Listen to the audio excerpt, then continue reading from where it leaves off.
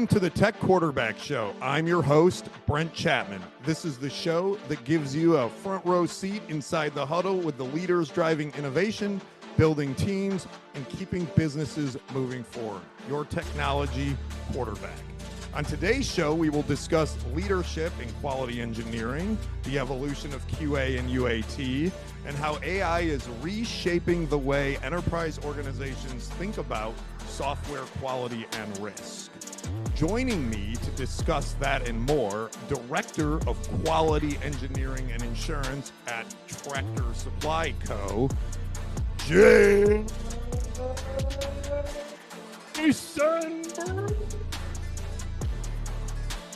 Bryant. Wow, thanks, Brent. I appreciate that warm introduction. Welcome to the show, Jason.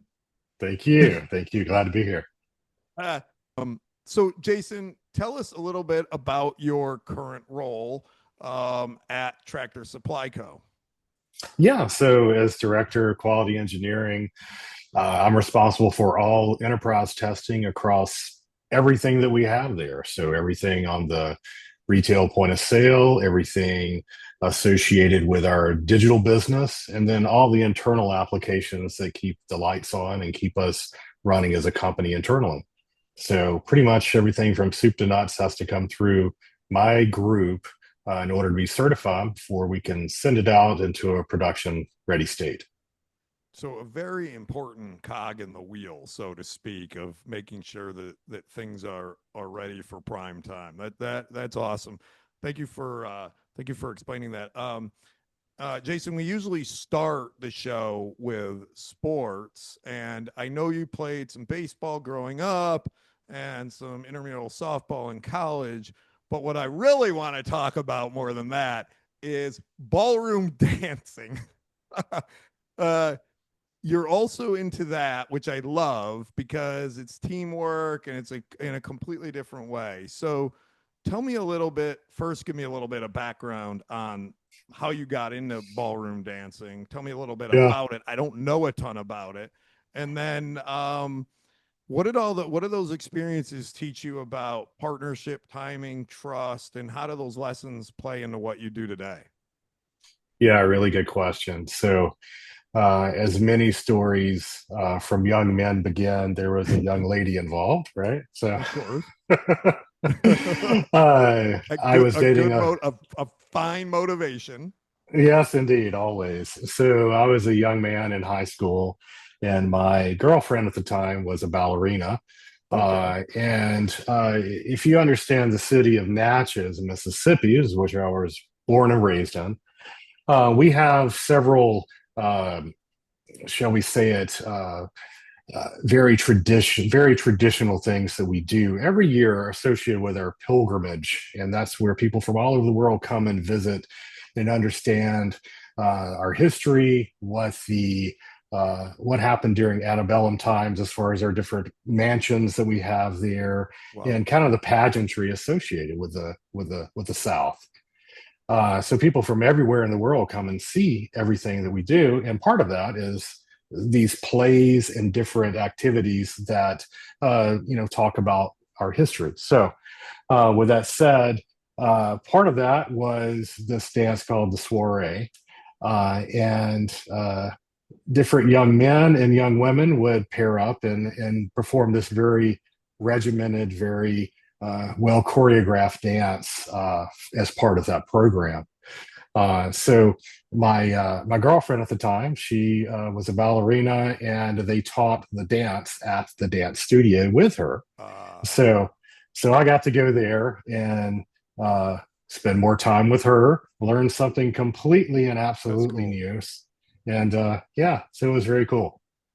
And have you continued to do that, or was that the end of the ballroom dancing? That was pretty much it at that point. But every time I go back and visit town and go to the pageant, sometimes I have the opportunity to dance with some of the young ladies after the performance. They have a kind of a part where people from the audience will come down, and especially people that have taken part in that before, we can kind of relive the old days.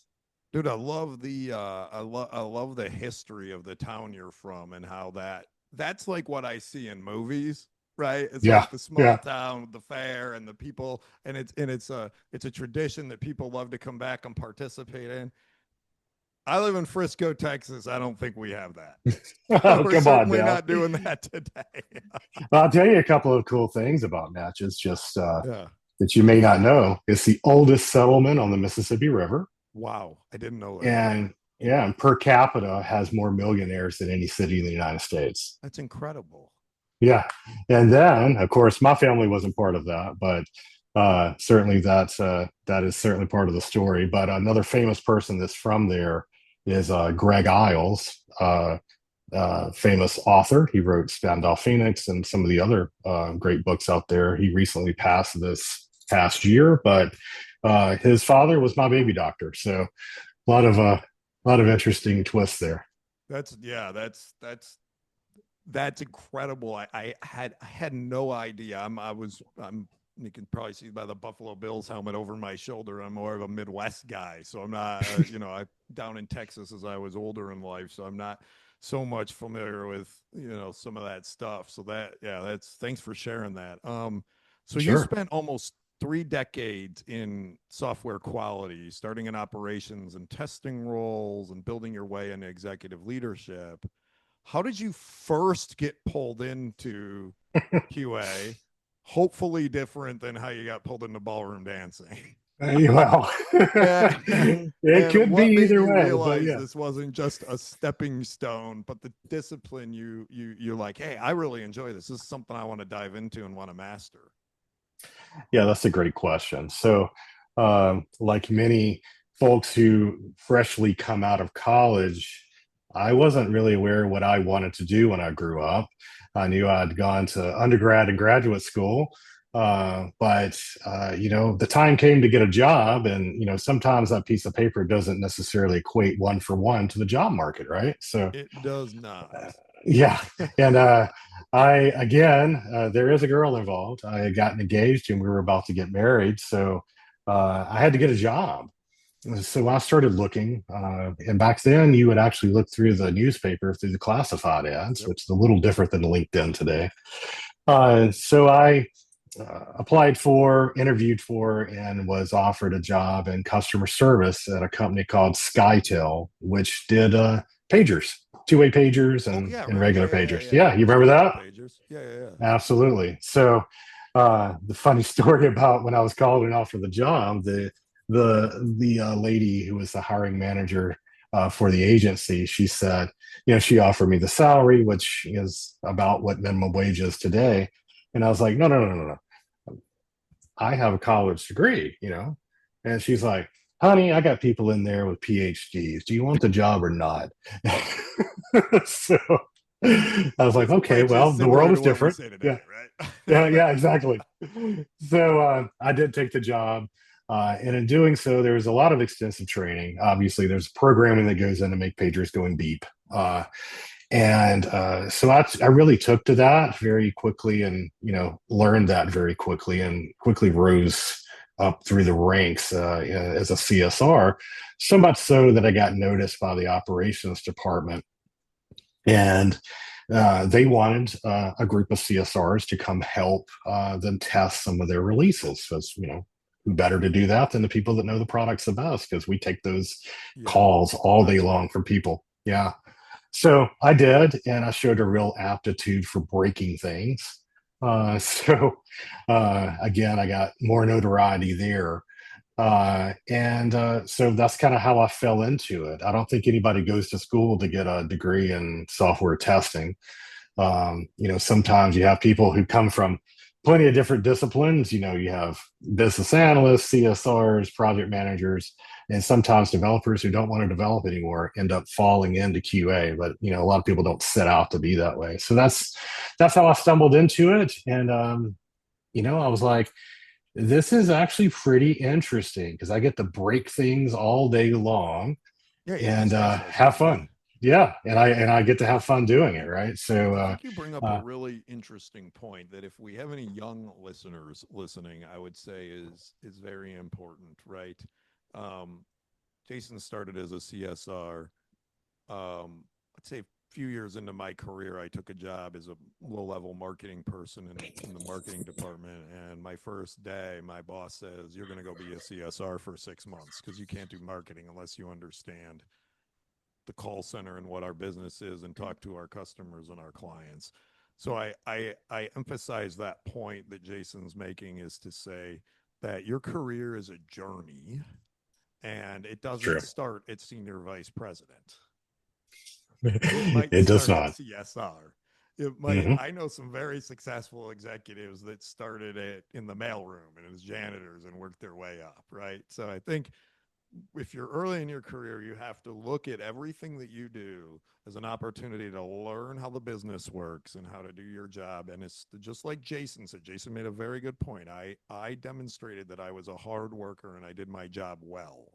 And I think that's ultimately, a lot of times people, managers aren't looking for, oh, Jason's going to be a 30-year CSR. No, they're looking for certain qualities and experience in people, and in managers and leaders and companies are trying to develop and bring people through the ranks. And they do that by looking at how people operate when they're in those tougher jobs, right? So Amen. I this is mean, Brent, I mean, I just want to say good. this. I mean, what I look for is attitude and aptitude. Yep. And many times, especially for more entry level jobs, you can train those skills. But if somebody has the right attitude and they have the aptitude to learn, then their ceiling is fairly unlimited. When I was the CIO at Aquin, a couple of my direct reports served. Actually, three of my four served in the armed forces, and so there was a period of time where we were grabbing, for sort of more entry level, we were grabbing people straight out of the service. And what we were finding was, you had people that were disciplined, because when you're in the service, especially if you're enlisted, but they give you a job, but that doesn't necessarily mean it's a job that correlates to the real world. So you come out of your time, and then, sometimes you were in technology. Great, there's technology jobs you could, but sometimes you weren't. You were doing something that's very specific for the military, and you come out and now there isn't something that correlates. So, but what you do have are those things that you're talking about, which is, discipline and hard work and attention to detail. And so we found some really great employees that over the years have worked their way up because we brought them in and we gave them an opportunity. It's more about the soft skills than it is. We can teach, like you said, you can teach somebody being a CSR or even being a coder. I mean, if you can learn a skill, a trade, but sometimes you can't teach that effort and that sort of innate ability to just want to do a great job and want to work hard. So You're this exactly kind of right. flows nicely into our next question, Jason, which is, servant leadership is a powerful mindset, especially in quality engineering, where your job is often to, like you said, break stuff. I'll say it more nicely: challenge, question, and protect the enterprise, or break stuff, whichever you Yeah, prefer. sure.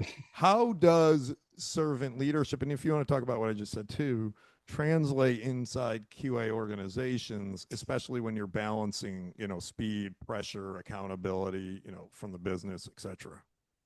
Yeah, that's great. And oftentimes I'm asked what my leadership style is, and the default is for me to say, I practice servant leadership, but I also like to translate that even further and say, I manage like a parent. I look at my team as pretty much like my children.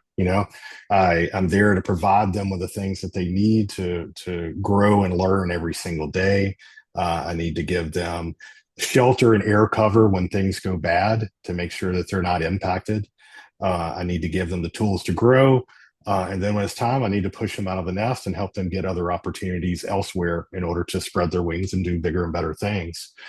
So as far as servant leadership inside of QA, many times we're faced with that uh, that case where we always have to break bad news. Nobody really comes to QA and says, "You guys are doing an amazing job.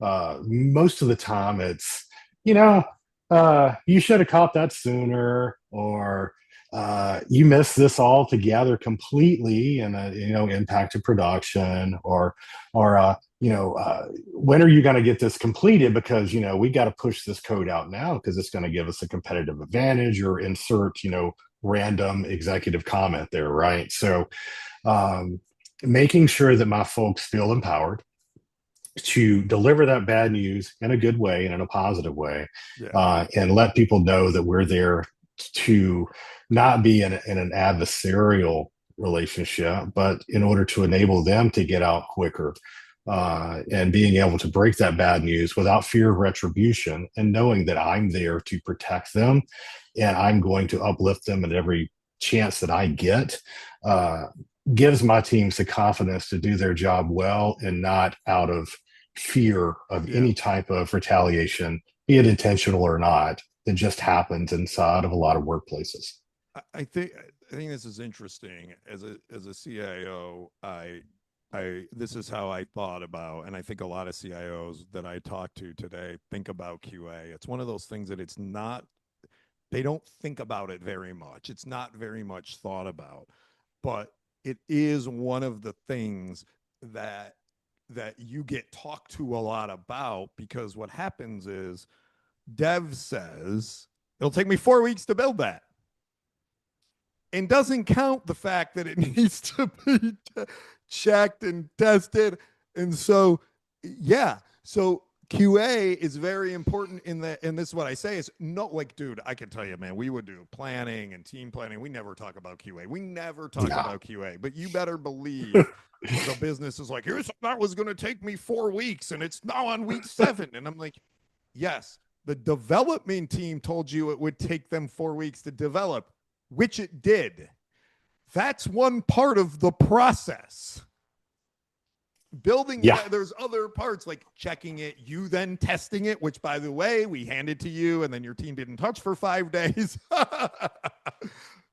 Exactly. Am I helping you out here? Are you going to send this video along to people, Jason? I check out this great am. video I did with Brent. Check out minute number 22. Yeah, you can help me sell the position. Yeah, because that happens all the time, right? There'll be a 8-week project, development slips for any variety of reasons, resource constraints or whatever the case may be, to week 7, and then it's like, well, we're supposed to go out next week, so QA, good luck. You have a long week in order to test, and that's it. Congratulations. So that's the life of a QA person, right?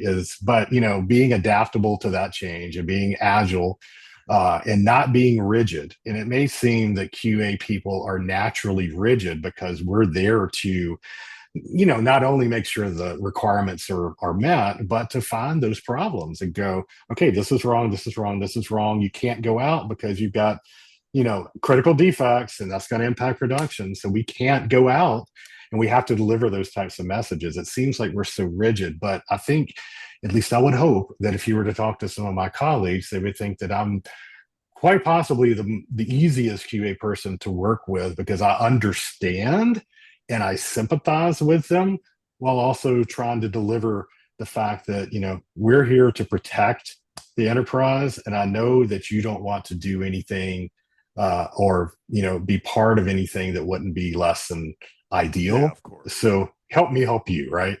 Yeah, definitely. I think that's a well-stated point. Well, Jason, appreciate that. Before we jump into some QA specific questions, I want to take a brief moment and have a word from our sponsor, Qentelli.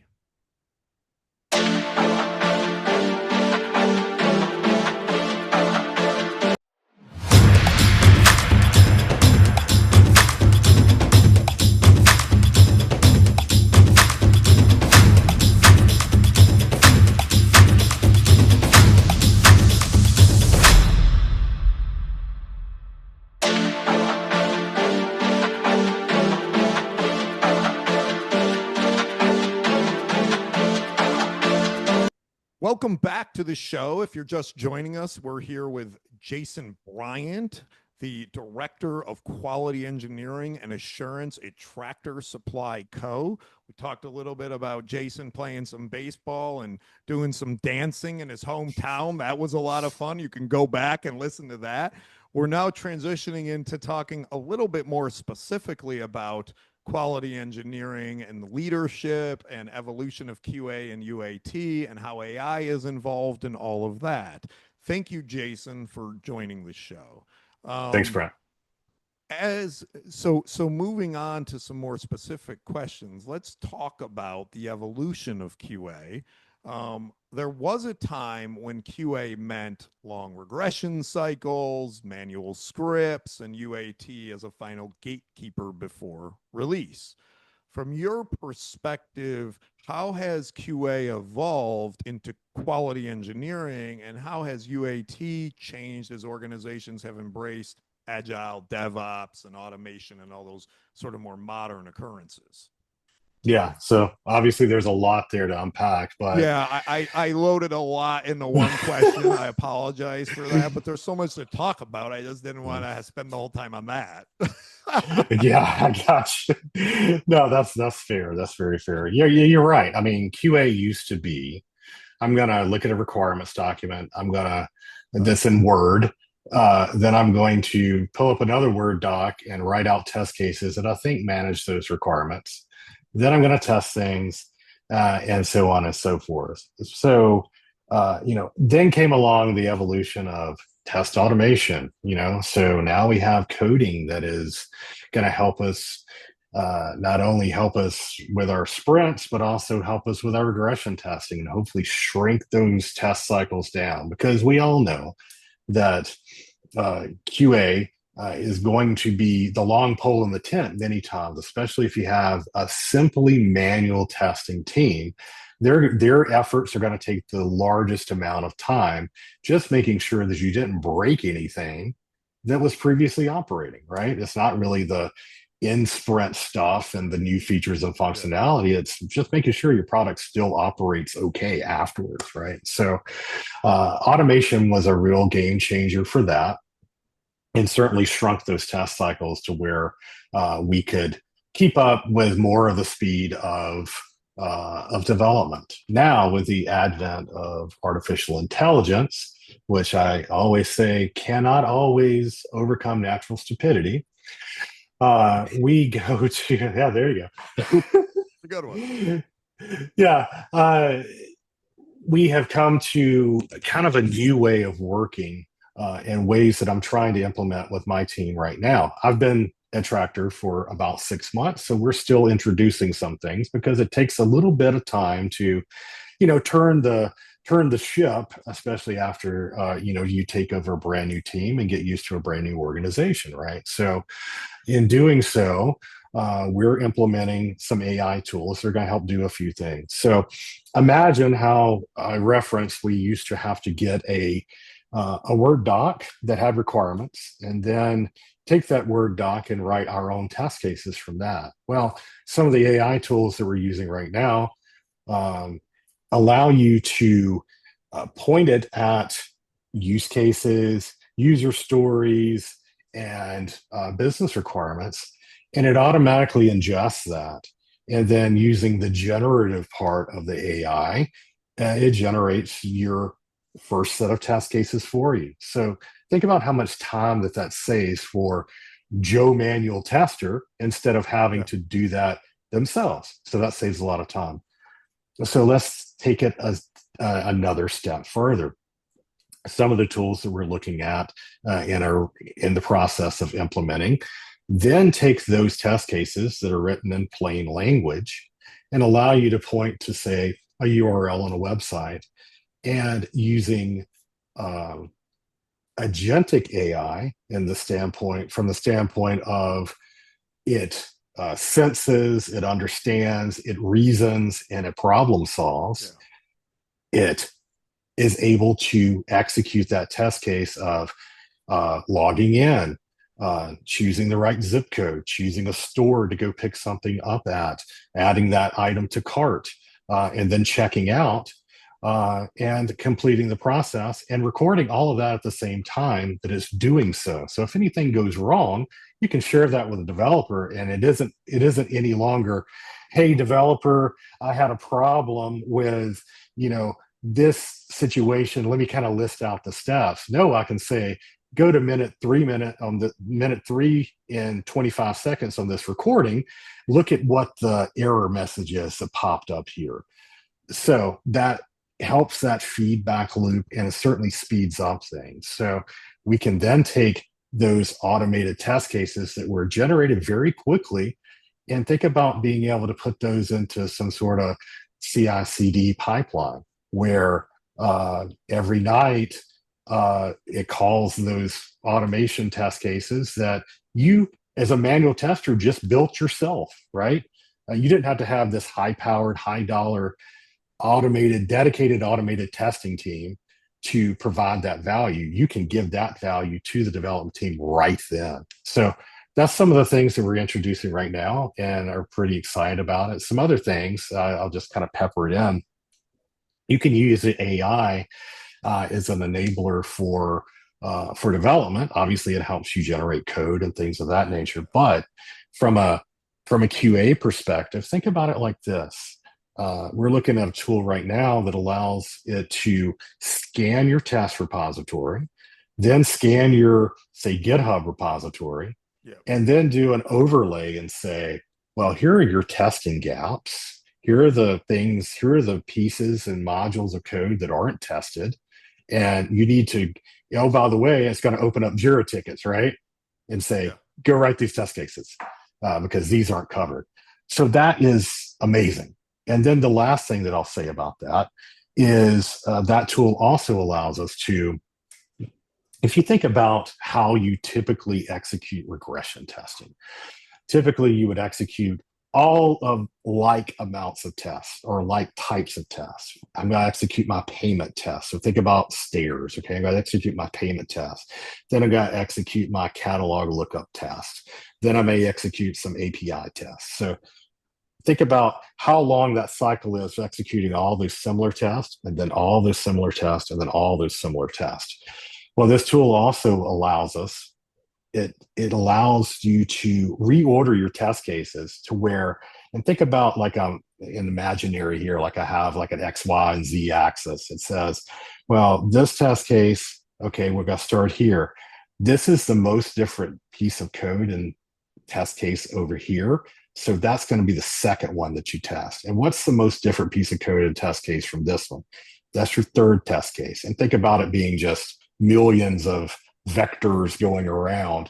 And instead of testing like stairs and taking, perhaps hours or even days to discover a defect in a given piece of code or module, it looks more like a flagpole. It goes straight up, test as much different code as possible, as quickly as possible, uncovering perhaps up to 90% of defects that you would have. And then it flattens out and goes more like that. So it looks more like a backwards 7.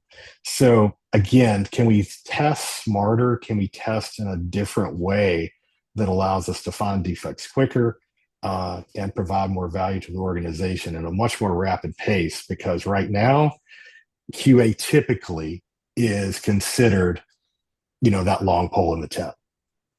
And what you're talking about is, I think, and thank you so much for sharing, like how you're using AI and enabling it to improve your QA practice. I think, what you're talking about, which I think is important, is there's a lot of tools and companies and technologies that are being created to solve specific problems. When I hear companies go, "Oh, I'm using AI," they mean Microsoft Copilot. Right. Yeah, of course. Yeah. I assume you're using some of that stuff to write test scripts and things like that as well. Is that correct?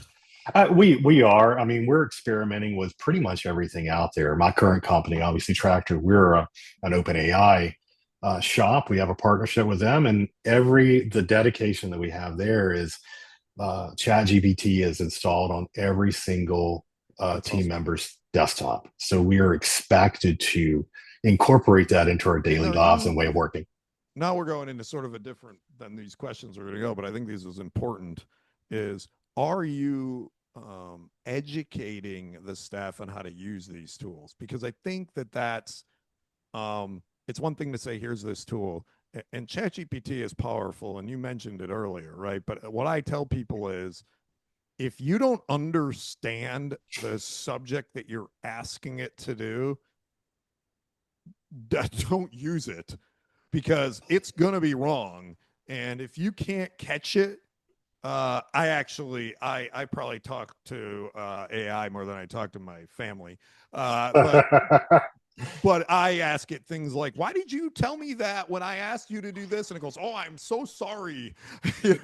I literally told you to do that. And then you did the opposite of what I asked. Like, I feel like talking with my kids when I'm dealing with the AI. Sometimes it's an unruly teenager, right? In a lot of ways it is, but I'm curious if you how you are enabling your team or teaching your team to use these tools so that they're using them successfully. So that's a great question. Obviously one of the biggest issues that many enterprises, self-inflicted problem that they incur is they expect to be able to throw any said tool at a problem, and that problem will magically go away without investing, right? So we have an amazing training department. So I'll take it from the macro level. We have an amazing training department, and not only do they invest heavily in every single team member, but we have specific 101, 102, 201, 202 level courses for AI. 101 is basic prompting, right? And there is a class, and you can get a certificate for you guys have completing a class, that. an internal class for that. Mm-hmm. That is, we absolutely do.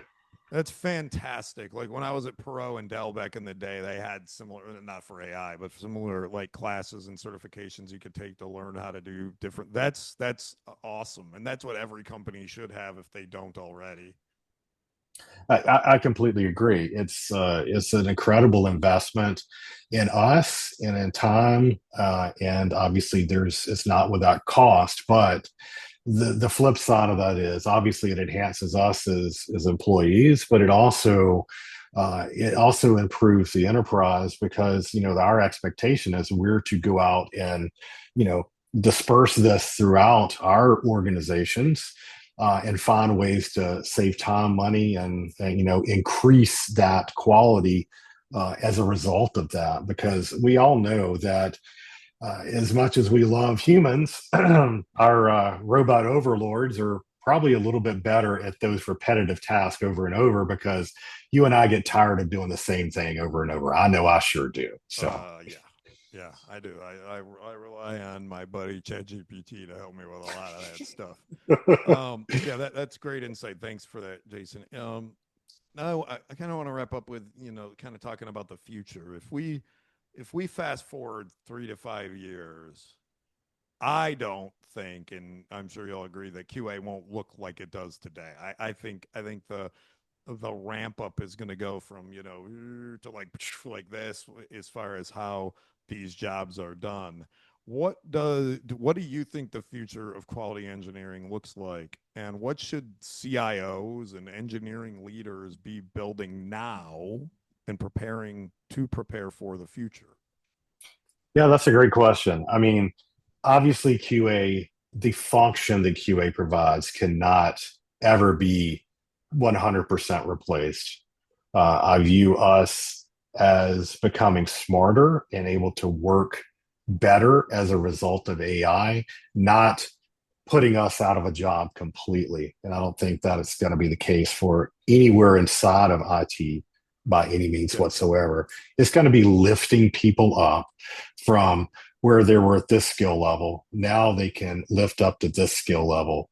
And if I can automate all of the mundane things that you do and allow you to be more of a thinker than a doer, then that helps you and it helps the enterprise as well. I think we'll be much more automated in the way that we do things. I think we'll be much quicker.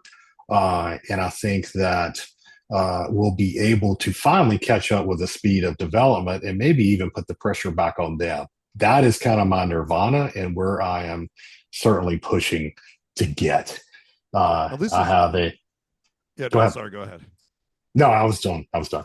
I was going to give you a loaded question, which is, Do it. you know, when you're talking about the evolution of technology, and what you just basically said is, hey, those kind of like doer things are going to kind of be replaced by AI. You start to get, people start to get nervous and is my job going to be replaced? My job going to go away? Am I going to be able to reduce staff? And I think I know the answer you're going to say, and I'll give my 2 cents on it, but I suspect you don't think that will impact the need for people. It'll just impact what they do. Would you agree with that? I think you're right. I mean, I think we are certainly showing that we're willing to invest in you if you have the right attitude and the aptitude. So I think it'll change not only that, but the type of people that we go and search for. Right? We want to have those people that are not going to be complacent where they are and are going to be wanting to embrace those new things. I always say, and it's probably an overused saying, but I'll say it anyway, you have to be comfortable being uncomfortable. And with AI disruption and technology, you better hold on because the way you do your job today could be completely different tomorrow. But you have to be with a good company who wants to invest in you on the other side. And I think that, the things that I've talked about certainly prove that that's, the case for a lot of folks out there. Yeah. I heard something the other day. I can't remember what I was watching, but it said, hey, when the car came along, everyone went, oh my gosh, uh, you know, the guy who takes care of the horses and feeds the horses isn't going to have a job. Well, no, then there became auto mechanics, right? There became different jobs, right? Like That's different exactly things right. come from the advancement of technology. And I'll say on the uncomfortable being uncomfortable. I say that to my son a lot, a lot. And I think that, and we haven't talked about this, but he's a freshman in high school. He's going into his sophomore year. He's competing to be a quarterback at his high school, and what a leader looks like, especially a younger kid trying to lead at the varsity level. It is going to be uncomfortable, right? You Very better much get so. used to being uncomfortable because you're going to have to step out and do things that don't feel natural to to be at that top level. And that's and people that know me, Jason, I use sports. Like I am a massive sports guy for my son, and like, I focus a lot on it. But in all that stuff, I'm very disciplined in the life lesson in that. Oh, So absolutely. this little journey that he's going on right now has repercussions that you just mentioned, talking about people's careers. And I think that's very, very important for people and parents and kids alike to understand that what you're doing today when you're, say, trying to compete to be a quarterback at a young, whatever it is, or a sports, these are skill sets that you're learning that when you're working for Jason in 20 years, you're much more comfortable and can understand these concepts. And that's kind of what I try to teach my kid. But the comfortable being uncomfortable thing is, um, if you don't have that, then you're just good with going and doing the button push or the job that never evolves. And that's I'm not saying there's anything wrong with that, but don't complain. Exactly right. And we have to have, everything, it's kind of like the flywheel. It takes everybody to be able to push it to be able to move forward, right? It's not Yeah. just one person that does it. But you're absolutely right. And I hear they take high school football somewhat seriously in Texas. Maybe I heard that wrong. Oh, just just a little bit, just a little bit. High school football in Texas, but again, back to the learning. Yeah, it's incredibly competitive. which means if you want to be good at it, what do? You got to get a private coach. You got to work harder than everyone else. While they're going out and play with their friends, you're doing VR, you're watching film, or you're out throwing. There's so much to do that this is teaching you, though, that I'm not saying don't be a kid. You need to be a kid, but if you want to be successful, you learn how you can use sports to learn how to be successful, in competitive environments like Texas football definitely help you do that. The key is the parents and the people surrounding the kids cannot lose perspective. Yeah. As long as you keep the framework like what I'm talking about, and you're keeping it focused on the purpose and in the right perspective, I think it can be very, very positive. So, talking about quarterbacks, talking about sports, Jason, I always wrap up the show with one fun question. Because this is the Tech Quarterback Show, I will ask you, who is your favorite quarterback, past or present, of all time, and why? Well, I can say that very easily. I grew up in Southwest Mississippi, All right. so the only football that played on Sundays that I watched religiously with my grandmother was the New Orleans Saints. All right. So I grew up being a Saints fan, so I know what it's like to face adversity. For many years, they were wearing bags over their heads back then, Yeah. calling themselves the The Aints. Aints. The Aints, Yes, right? exactly. And obviously, when Hurricane Katrina happened, it was a massive impact on the city of New Orleans Yep. and all the people there. And then the New Orleans Saints helped lift that city That was out of awesome. that funk. I think it was amazing. That Monday night football game Sometimes was sports parallels incredible. life, doesn't it? In a lot of ways. It, Yeah. it absolutely does. So I'd have to say it's Drew Brees. Great Uh, choice. yeah, because I mean he had the shoulder injury at with the Chargers. I believe it was the Chargers. Yeah, Yeah, it was a Chargers. and they didn't know if he was going to be able to play again. And I know Miami passed over him when he was doing rehab. Said, "Hey, he's not passing the physical well enough for us." The Saints took a chance on him, and then look what happened when they did that, and then the legacy that he has after that. This is I think absolutely is he incredible. going in the Hall of Fame this year? That's what I heard. Yes, I think he Yeah. got the jacket. Yeah. That's in. I think he was just announced right over the Super Yeah, Bowl. Yeah, yeah, that's incredible. You nailed it. He's a very interesting. What he overcame in his career is another example of how sports parallels life, right? Like they kind of counted him out, and he came back. I read a lot of books, Jason. I recently read a book about Nick Saban, and they talk about that in Miami, that decision between Dante Culpepper and Drew Brees. And the real golly. issue was, yeah, it's funny, but it looks funny to us today. But at the time, um, Culpepper seemed like the safer choice because the injury wasn't as severe, and he would be ready for the start of the season. Where Breeze's the injury was severe, they didn't know if he was going to be able to recover from it, and they didn't know when they were going to get him back. Right. So I know it's funny. If you knew what his career was, you would have waited a year. You would have waited 2 years for him to come back, right? You would have waited if you would have known what the Yeah. career was. And Dante Culpepper was a great quarterback. And then it was like the opposite of Drew Brees. It was like he just fell off at that point. He was done. Yeah. He played 4 games with the Dolphins and was done. And he was great. I mean, he was super fun to watch. I loved watching Dante Culpepper, but he was terrible with the Dolphins. So, I mean, Absolutely. great choice.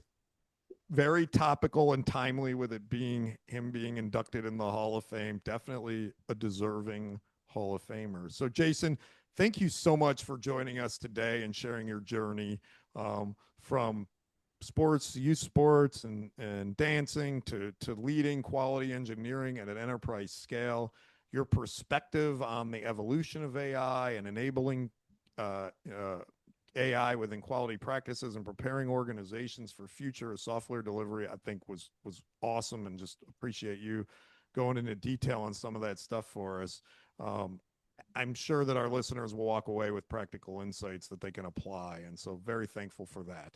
And to our audience, thanks for tuning in, and be sure to subscribe, share your feedback, and join us next time. Until then, I'm Brent Chapman, and this has been the Tech Quarterback Show. Peace.